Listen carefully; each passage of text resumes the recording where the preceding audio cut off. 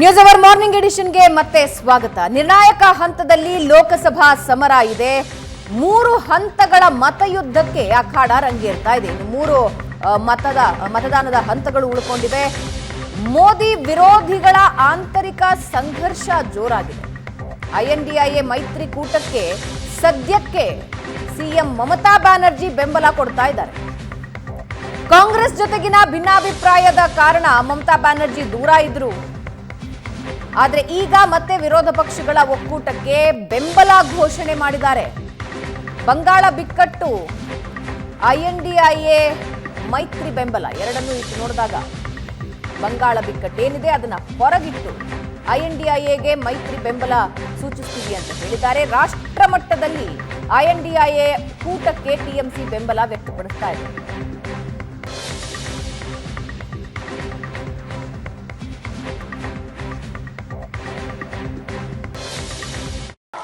তাই জেনে রেখে দিন, ইন্ডিয়া জোট এখানকার বাংলা CPM কংগ্রেসকে ধরবেন না। ও দুটো আমাদের সাথে নেই, ও দুটো বিজেপির সাথে আছে। আমি দিল্লির কথা বলছি। ইন্ডিয়া জোটকে নেতৃত্ব দিয়ে বাইরে থেকে সব রকম সাহায্য করে আমরা সরকার গঠন করে দেব, যাতে বাংলায় আমার মা বোনদের কোনোদিন অসুবিধে না হয়, আমার 100 দিনের কাজে কোনোদিন অসুবিধে না হয়। তাই জেনে রেখে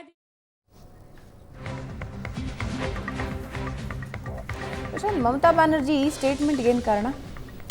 ನೋಡಿ ಭವನ, ಇದನ್ನು ಕೂಸು ಹುಟ್ಟುವ ಕುಲಾವಿ ಅಂತ ಅನ್ನಿಸ್ಬಹುದು. ಆದರೆ ಯಾಕೆ ಮಮತಾ ಬ್ಯಾನರ್ಜಿ ಈ ರೀತಿಯ ಹೇಳಿಕೆ ಮಾಡ್ತಿದ್ದು? ನೋಡಿ, ಮಮತಾ ಬ್ಯಾನರ್ಜಿ ವಿರುದ್ಧದ ವೋಟ್ಗಳು 3 ಪಾಕೆಟ್ಸ್ನಲ್ಲಿವೆ. Larger pocket will be with BJP, ಜೊತೆಗೆ ನಿಮಗೆ ಕಾಂಗ್ರೆಸ್ ಮತ್ತು CPM ಕೂಡ ಒಂದು ಸಣ್ಣ ಪಾಕೆಟನ್ನು ಉಳಿಸ್ಕೊಂಡಿದೆ. ಮಮತಾ ಬ್ಯಾನರ್ಜಿಗೆ ಅನಿಸುತ್ತೆ ಅದರಲ್ಲಿ ಮುಸ್ಲಿಂ ಮತದಾರರು ಏನಿದ್ದಾರೆ, ಮುಸ್ಲಿಂ ಮತದಾರರಿಗೆ ಒಂದು ಸಂದೇಶವನ್ನು ಕೊಡ್ತಕ್ಕಂಥ ಪ್ರಯತ್ನವನ್ನು ಮಮತಾ ಮಾಡ್ತಾ ಇದ್ದಾರೆ. ಏನು ಹೇಳ್ತಿದ್ದಾರೆ? ನಾನು ಹೇಗೂ ಕೂಡ ಇಂಡಿಯಾ ಒಕ್ಕೂಟಕ್ಕೆ ಬೆಂಬಲವನ್ನು ಕೊಡ್ತೀನಿ, ನೀವು ನಾನು ನಾಳೆ ಮೋದಿ ಜೊತೆ ಹೋಗ್ತೀನಿ ಅಂತ ಕಾಂಗ್ರೆಸ್ ಮತ್ತು CPM ಏನಾದರೂ ಪ್ರಚಾರ ಮಾಡಿದರೆ ಅದಕ್ಕೆ ಬೇಡಿ, ನೀವು ಯಾಕೆ ನಿಮ್ಮ ವೋಟನ್ನು ವೇಸ್ಟ್ ಮಾಡ್ಕೊಳ್ತೀರಿ? You come with me, I will definitely oppose BJP. ಅದನ್ನೇ ಅವ್ರು ಹೇಳ್ತಿದ್ದಾರೆ. ನೋಡಿ, ಪಶ್ಚಿಮ ಬಂಗಾಳದಲ್ಲಿ ಕಾಂಗ್ರೆಸ್ BJPಗೆ ಸಪೋರ್ಟ್ ಮಾಡುವ ರೀತಿ ಮಾತಾಡ್ತಾ ಇದ್ದಾರೆ, ಬಟ್ ನಾನು ದಿಲ್ಲಿ ಬಗ್ಗೆ ಮಾತಾಡ್ತಾ ಇದ್ದೀನಿ. ದಿಲ್ಲಿಯಲ್ಲಿ ನನ್ನ ಬಾಹ್ಯ ಬೆಂಬಲವನ್ನು ನಾನು ಇಂಡಿಯಾ ಒಕ್ಕೂಟ ಸರ್ಕಾರ ಬಂದರೆ ಕೊಡ್ತೀನಿ ಅಂತಕ್ಕಂಥದ್ದು. ಅರ್ಥ ಏನು?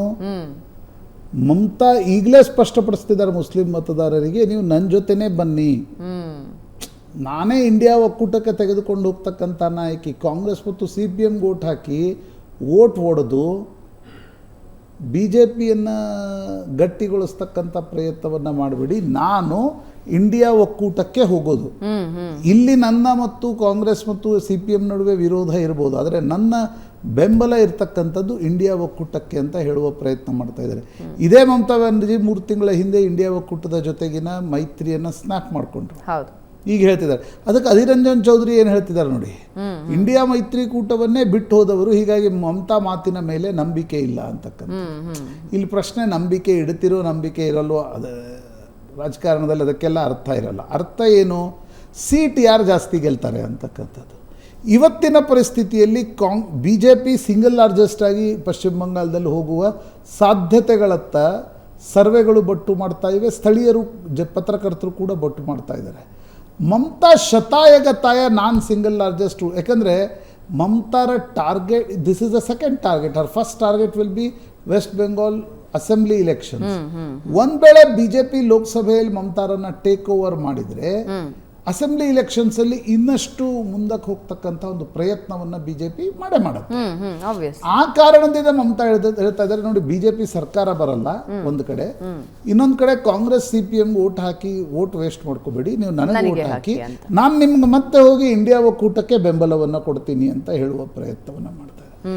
ನಿಮ್ಗೆ ಹಿಂದೆ ನೆನಪಿದ್ರೆ ಹಾಸನದಲ್ಲಿ 2018ರ ಚುನಾವಣೆಗೆ ಬಂದಾಗ ರಾಹುಲ್ ಗಾಂಧಿ ಒಂದು ಭಾಷಣದಲ್ಲಿ ಒಂದು ಮಾತನ್ನು ಹೇಳಿದರು. ಹಾಸನದಲ್ಲಿ ದೇವೇಗೌಡರ ತವರಲ್ಲಿ ಅಂತ ಹೇಳಿದರು, JDS is a B team of Congress, vote waste B team of BJP, vote waste ಮಾಡ್ಕೋಬೇಡಿ. ಯಾಕೆ ಹೇಳಿದರು? ಮುಸ್ಲಿಂ ಮತದಾರರು ಯಾರಿದ್ದಾರೆ ಅವರು JDS ಕಡೆ ಹೋಗೋದು ಬೇಡ, ನಮಗೆ ವೋಟ್ ಹಾಕಿ ಅಂತ. ಚುನಾವಣೆ ಆದ 1 ಗಂಟೆಯಲ್ಲಿ ಫಲಿತಾಂಶ ಬಂದ 1 ಗಂಟೆಯಲ್ಲಿ ಗುಲಾಂ ನಬಿ ಆಜಾದ್ರನ್ನು ಇದೇ ರಾಹುಲ್ ಗಾಂಧಿ ದೇವೇಗೌಡರ ಮನೆಗೆ ಕಳಿಸಿದ್ರು. ಅಂದರೆ ವೋಟಿಂಗ್ ಪ್ಯಾಟರ್ನ್ ಮೇಲೆ ಏನು ಇಫೆಕ್ಟ್ ಇರುತ್ತೆ ಅನ್ನೋದನ್ನು ನೋಡೋದಕ್ಕಾಗಿ ಈ ರೀತಿಯ ಹೇಳಿಕೆಗಳು ಬರ್ತವೆ. ನಮಗೆ ಮ್ಯಾಕ್ರೋ ಲೆವೆಲ್ಗಳಲ್ಲಿ ಕೂತು ನೋಡಿದಾಗ ಅನ್ನಿಸ್ಬೋದು, ಅಯ್ಯೋ ಈಗ ಯಾಕಪ್ಪ ಇದೆಲ್ಲ ಹೇಳ್ತಾ ಇದ್ದಾರೆ, ಇಂಡಿಯಾ ಒಕ್ಕೂಟ ಅಧಿಕಾರಕ್ಕೆ ಬರೋ ಸಾಧ್ಯತೆ ಏನಾದರೂ ಉಂಟಾ? ಇನ್ನು ಆ ರೀತಿಯ ಸಾಧ್ಯತೆಗಳೇನಿಲ್ಲ. BJP is facing tough battle, ಅದು ಗೊತ್ತಾಗ್ತಾ ಇದೆ ಎಲ್ರಿಗೂ. ಆದರೆ ಇಂಡಿಯಾ ಒಕ್ಕೂಟ ಅಧಿಕಾರಕ್ಕೆ ಬಂತು ಅಂತಕ್ಕಂಥ ಸ್ಥಿತಿಗತಿ ಏನಿಲ್ಲ. ಮಮತಾ ಯಾಕೆ ಹೇಳ್ತಿದ್ದಾರೆ? ಮಮತಾ ಹೇಳ್ತಾ ಇರೋದು ಮುಸ್ಲಿಂ ಮತಗಳ ಮೇಲೆ ಕಣ್ಣಿಟ್ಟು. ಎಸ್ ರಾಜಕೀಯದಲ್ಲಿ ಎಲ್ಲಿ ಗುರಿ ಇಡ್ತಿದ್ದಾರೆ ಅನ್ನೋದನ್ನ ತಿಳ್ಕೊಳ್ಳೋದು. ಈ ರಾಜಕಾರಣಿಗಳು ಈ ಕೇರಂ ಮಾಡ್ತಾರೆ. ಕೇರಮ್ನಲ್ಲಿ ಚಿಕ್ಕ ಮಕ್ಕಳಷ್ಟೇ ನಾವು ಆ ರಾಣಿಯನ್ನು ನೇರವಾಗಿ ಹೊಡೆಯೋದು. ಕರೆಕ್ಟ್. ಬಟ್ ಪರಿಣಿತರು ಹೆಂಗೆ ಹೊಡಿತಾರೆ? ರಿಬಾಂಡ್ ಹೊಡಿತಾರೆ. ರಿಬಾಂಡ್ ಹಿಂಗೆ ಹೊಡೆದ್ರೆ ಹಿಂಗೆ ತಾಕ್ತಾ ಇರುತ್ತೆ. ಪಾಲಿಟಿಷಿಯನ್ಸ್ ಮಾಡೋದು ಅದನ್ನೇ. ರೈಟ್. ಒಂದು ಚಿಕ್ಕ ಬ್ರೇಕ್ ತಗೋಣ ವೀಕ್ಷಕರೇ. ಬ್ರೇಕ್ನ ನಂತರ ದೆಹಲಿ ಹತ್ರ ಹೋಗೋಣ. ಮತ್ತೊಂದು ವಿವಾದ ಈಗ ದೆಹಲಿ CM ಅರವಿಂದ್ ಕೇಜ್ರಿವಾಲ್ ಅವರನ್ನ ಕಾಡ್ತಾ ಇದೆ. ಏನದು ಹೇಳ್ತೀವಿ ಬ್ರೇಕ್ ಆದ.